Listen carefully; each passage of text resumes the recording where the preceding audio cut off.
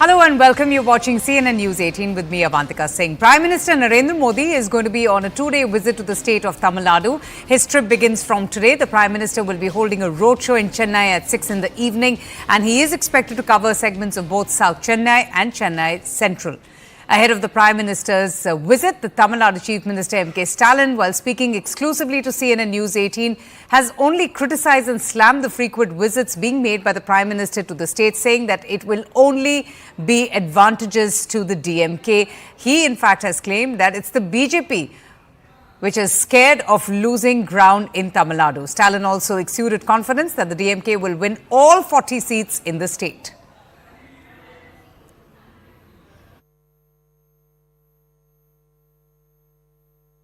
ரொம்ப நன்றி sir CNN கிட்ட பேசுறதுக்கு. முதல் கேள்வி, நீங்கள் பிரச்சாரம் பண்ணிட்டு இருக்கீங்க தமிழ்நாடு முழுவதும், வரவேற்பு எப்படி இருக்கு மக்கள்கிட்ட இருந்து? பெரிய வரவேற்பு இருக்கு. 3 வருஷமாக இந்த ஆட்சியில் குறிப்பாக தமிழ்நாட்டை பொறுத்த வரைக்கும் பல நன்மைகளையும் பல சாதனைகளையும் அவங்களுக்கு கிடைச்சிருக்கு. அதனால் இந்த ஆட்சியில் ரொம்ப நம்பிக்கை வச்சுருக்காங்க.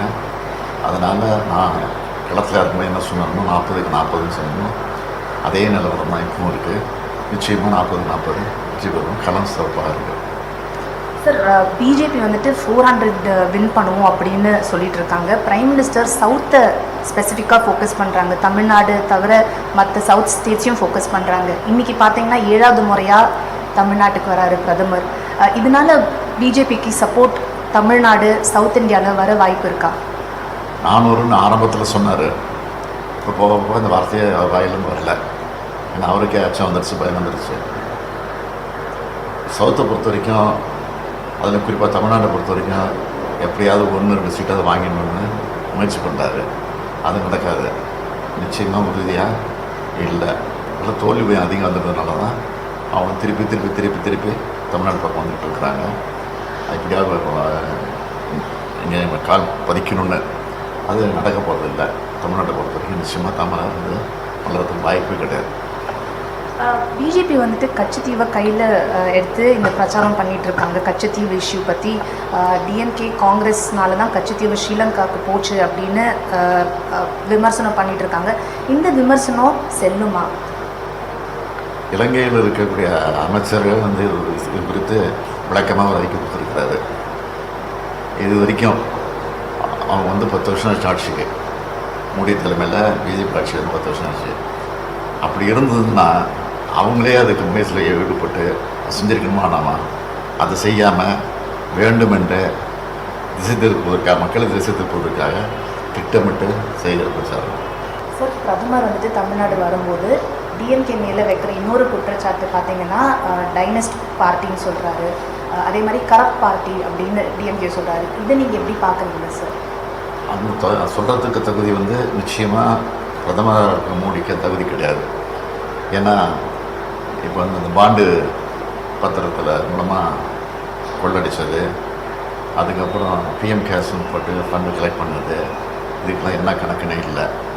அதெல்லாம் மூடி மறைக்கிறதுக்காக தான் இந்த திட்டமிட்டு செய்கிறாரு. இது தொடர்ந்து சொல்லிக்கிட்டு இருக்கிறாரு. இன்றைக்கி இருக்கிறது பார்த்திங்கன்னா வாஷிங் மிஷின் மாதிரி ஒன்று வச்சுக்கிட்டு அவங்க பிஜேபியில் வந்து சேர்ந்துட்டா யார் மேலே குற்றம் சொல்கிறாங்களோ அவங்கெல்லாம் வந்து கரைப்படியாதவங்க, கரப்ஷன் இல்லாதவங்க நினச்சிக்கிட்டு ஒரு வாஷிங் மிஷின் மாதிரி இன்றைக்கி பிஜேபி இருக்க மேட் இன் பிஜேபி மாதிரி வாஷிங் மிஷின் வச்சுருக்காரு. இதுதான் உண்மை. சார், இப்போது இந்தியா அலையன்ஸில் வந்துட்டு டிஎம்கே ஒரு பெரிய ரோல் ப்ளே பண்ணுறீங்க. எல்லா அப்போசிஷன் பார்ட்டிஸும் சேர்ந்து 2024 போட்டி போடணும்னு நினைக்கிறீங்க.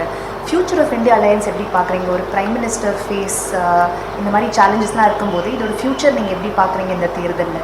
ஆமாம், ஜனநாயகத்தை வந்து காப்பாற்றணுங்கிறதுக்காக தான் இந்த கூட்டணி வந்து அமைச்சது.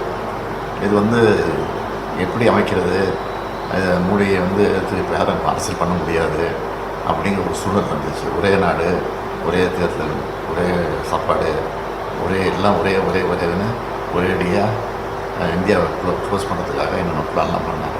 இது எங்கே போய் முடியுமோ, இது ஒரு வேளை தப்பி தவறி நடக்க போகிறதில்ல. ஒரு வேளை தப்பி தவறி பிஜேபி வந்து இதை ஜெயிச்சுட்டா அடுத்தது தேர்தலே இருக்காது, தேர்தல் ஒன்றே இருக்காது. அதுக்காக இன்றைக்கி மக்கள் விழிப்புணர்வு பார்த்து இன்றைக்கி எப்படியாவது பிஜேபியை தோற்கடிக்கணும்னு முயற்சியில் இறங்கியிருக்கிறாங்க. அது நல்லா போய்கிட்டுருக்கு. அதனால் வரக்கூடிய காலத்தில் ஜனநாயகம் வளரும், பிஜேபி வீழ்த்தி ஜனநாயக கட்சி வரும் நம்பிக்கை எங்களுக்கு ஏற்பட்டிருக்கு. சார் நீங்கள் பிரச்சாரம் பண்ணும்போது எந்த கருத்துக்கு மக்கள்கிட்டேருந்து அதிகமாக வரவேற்பு வருது உங்களுக்கு? ஆண்களை விட பெண்கள்கிட்ட அதிகமான வரவேற்பு இருக்கிறத நாங்கள் பார்க்குறோம். அதுக்கு காரணம் வந்து திமுக எப்போல்லாம் ஆட்சிக்கு வருதோ அப்போல்லாம் மகளிருக்கு தான் அதிகமான சலுகைகளை கொடுத்துட்ருக்கு. சொத்தில் சமூகமே கொடுத்தது, பெண்களுக்கு சுயமரியாதை கொடுத்தது, மகளிர் சுய உதவிக்குழு ஏற்படுத்தினது, இதெல்லாம் கடந்த கால திமுக ஆட்சியில் தான். அதே வழியில் திராவிட மாடல் அரசுன்னு சொல்லிட்டு இருக்கக்கூடிய என்னுடைய தலைமையில் இருக்கக்கூடிய திமுக ஆட்சி இன்றைக்கி வந்து தேர்தல் நேரத்தில் என்னென்ன வாக்குறுதி கொடுத்தோமோ பெண்களுக்கு அதையெல்லாம் நிறைவேற்றிட்டு இருக்கிறோம். குறிப்பாக கலைஞர் மகளிர் உரிமை தொகைன்னு மாதம் 1000 ரூபா தகுதி உள்ள அத்தனை பேருக்கு கொடுக்குறதுன்னு சொல்லி அதை கொடுத்துட்ருக்குறோம். அது ரொம்ப பெரிய எழுச்சி ஏற்படுத்திருக்கோம். இலவசமாக வந்து பஸ்ஸில் வந்து பயணம் செய்யலாம். அதில் வந்து மாதம் அவங்களுக்கு வந்து 900 ருபீஸ் வரைக்கும் மிச்சமாகுது. அதை வந்து அவங்க வீட்டுக்கு, குழந்தைங்களுக்கு, மருந்து மாத்திரைகளுக்கு, வீட்டு செலவுக்கு பயன்படுத்துகிறாங்க. இப்படி பல திட்டங்கள். அதே மாதிரி அரசு பள்ளியிலேருந்து படித்து முடிச்சுட்டு காலேஜுக்கு போகிறவங்க அவங்களுக்கு வந்து மாதம் 1000 ரூபா ஊக்கத்தொகை கொடுக்குறது, அது ஒரு திட்டத்துக்கு பண்ணி அதையும் பண்ணிக்கிட்டு இருக்கிறோம்.